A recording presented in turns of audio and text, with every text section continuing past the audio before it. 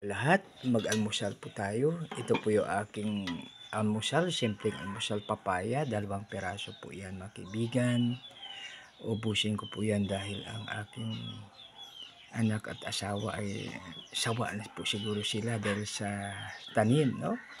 Tapos itong Adidas, adobong Adidas, tapos kanin, no? So ito po, no? Tapos ang isa pa rito na i-partner ay tiyan ng dahon ng kawayan. Hindi lang po ako nakakuha ng dahon ng kawayan, no? So ang dahon po pala ng kawayan ay pwede rin magiging tiya, no? Tapos the best pa mga kaibigan, paglagyan natin ng honey. So ito po, pagkatapos ko kain itong, ang balat naman ay kakainin ng mga manok. Tititing, tititing. Ito po yung mga manok. Tititing. Yan.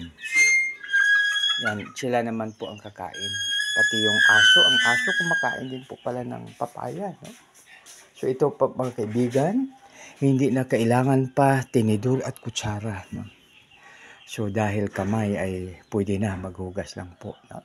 So isang maganda, mapagpala, mapagbihi at makadiyos po na maga sa bawat isa. God bless us all. Kaya mga kaibigan, magtanim po tayo.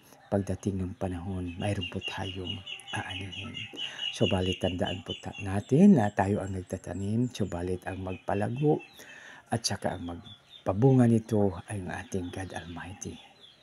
Maraming salamat. God bless us all.